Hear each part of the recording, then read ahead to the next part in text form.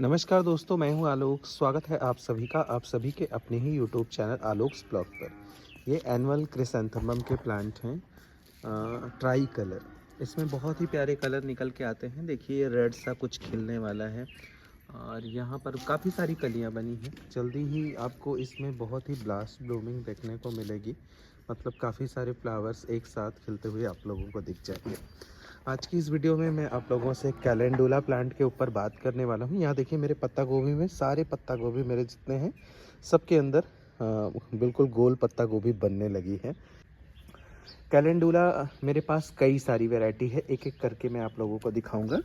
ये देखिए बहुत ही प्यारा ऑरेंज कलर है और जैसे जैसे कैलेंडुला के फ्लावर खिलकर स्पेंड होते जाएंगे और आप उनको इस तरीके से तोड़कर निकाल लेंगे और निकालने के बाद आप यहीं पर रख दीजिए। ये बाद में जो है जब पूरी तरीके से ये डिकम्पोज हो जाएंगे, सूख कर डिकम्पोज हो जाएंगे, तो ये आपके लिए एक खाद का सोर्स भी बनेंगे। तो जितने भी मेरे पास जैसे ये खिल के आ रहे हैं, देखिए ये ऑरेंज कुछ अलग तरीके का है और ये वाला ऑरेंज बिल्कुल सिंगल पेटल में है। मैंने कई सारी वैरायटी के सीड्स एक साथ मंगवा लिए थे। और यहाँ पर देखिए ये येलो में बहुत प्यारा सीड है। ये मैंने कैलेंडुला टच रेड बॉन मिक्स ऐसे करके मंगाया हुआ था, तो उसके सीड बहुत ही प्यारे खिल के आए हैं। ये देखिए इसमें कुछ रेड सा एक टच, बीच में जब ये फ्लावर खिलते हैं तो एक रेड टच इनके अंदर रहता है। देखिए ये भी टच रेड है, ये भी, और ये आपका वही मल्टीपल पेटल वाला ही है।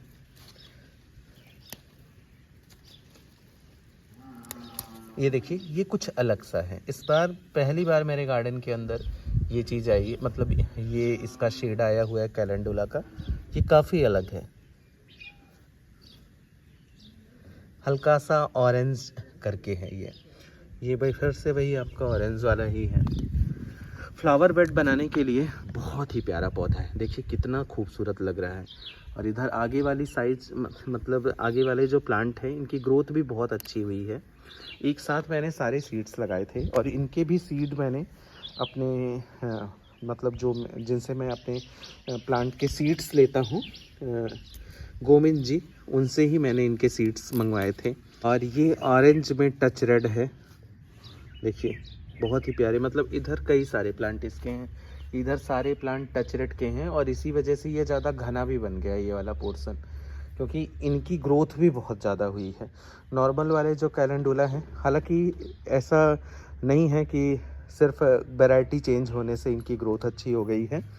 थोड़ा हुआ क्या कि जैसे जो पौधे बिल्कुल बीच में दब जाते हैं, जब हम लोग सीडलिंग करते हैं तो जो पौधे बीच में दब जाते हैं उनकी ग्रोथ कम होती है और वो बहुत मरीले से एकदम रह जाते हैं। और होता क्या है कि जब हम उनको लगाते हैं तो वो बाकी पौधों की अपेक्षा थोड़ा कम ग्रो करते हैं। इसलिए कोशिश ये करिए कि जब भी आप अगर इनके सीड्स लगा रहे हैं तो थोड़ा स्पेसियस प्लांटर लीजिए, जिसमें ज़्यादा पौधे, मतलब सीड्स जो हैं वो फैल कर ग्रो करें। ये भी देखिए ऑरेंज वाले, मुझे लगता है ये इधर अंदर क्रिसैंथेमम भी इसको पूरी तरीके से कवर कर रहा है, ये पूरा पोर्शन। ये तो ये इधर भी ऑरेंज वाला खिला हुआ है। तो फ्लावर बेड बनाने के लिए ये बहुत ही बढ़िया ऑप्शन है।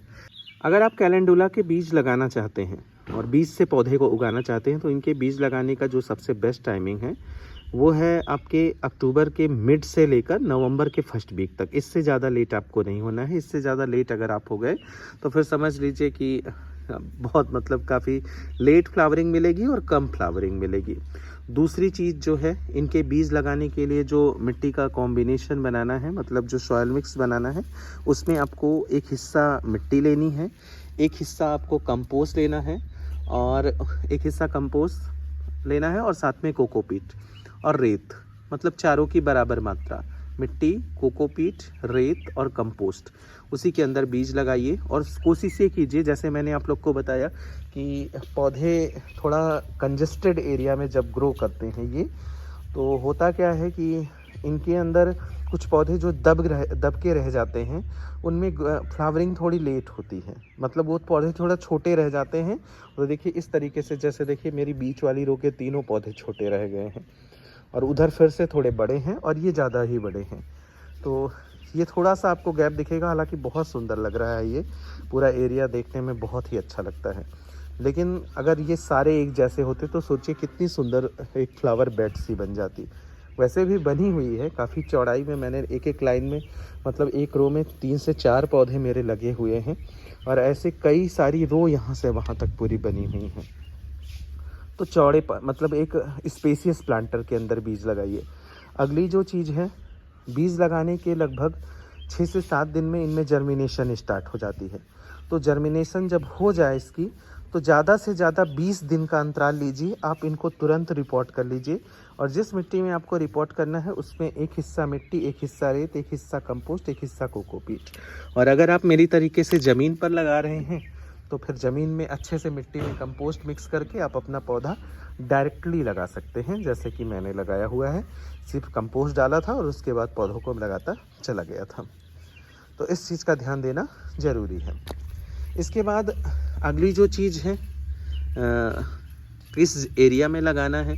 पॉट में लगा रहे हैं तो प्लांटर को कम से कम 5 से 6 घंटे की धूप वाले एरिया में रखिए, और अगर ज़मीन पर लगा रहे हैं तो फुल सनलाइट वाला एरिया भी इनके लिए बहुत ही बढ़िया सूटेबल एरिया है। आप पूरे दिन की धूप वाले एरिया में भी इनको लगा सकते हैं। इसके बाद आती है बात वाटरिंग की। तो समय समय पर मिट्टी को चेक करके पानी दीजिए। जितनी बढ़िया नमी आप बना कर रखेंगे, पौधे की ग्रोथ उतनी सुंदर होगी, उतने ही सुंदर इनके अंदर फूल खिल के आएंगे। तो नमी की मात्रा बराबर बना के रखिए। इसके साथ साथ समय समय पर आप अपने पौधों को फर्टिलाइज़र भी दीजिए, और फर्टिलाइज़र में लिक्विड फर्टिलाइज़र बहुत ही बेस्ट होता है। चाहे आप सीवीड का लिक्विड फर्टिलाइज़र दीजिए, या फिर किचन वेस्ट से तैयार लिक्विड फर्टिलाइज़र दीजिए, या फिर बनाना पील का लिक्विड फर्टिलाइज़र दीजिए, मस्टर्ड केक का लिक्विड फर्टिलाइज़र दीजिए, जो मैंने इनके अंदर डाला हुआ है। इधर देखिए मेरे मैरीगोल्ड, ये मैरीगोल्ड में कई 2 मतलब वैरायटी एक साथ मैंने लगा रखी हैं। यहाँ पर ये आगे वाला एरिया जो है ये सारे सफारी मिक्स हैं, और उधर वाले एरिया में वो सारे हजारा के पौधे हैं। अभी छोटे छोटे फ्लावर खिल के आ रहे हैं उनके। जैसे ही खिल जाएंगे मैं आप लोगों के साथ पूरा उनकी अपडेट शेयर करूँगा। काफ़ी बड़े बड़े साइज़ के फ्लावर खिलेंगे इनके।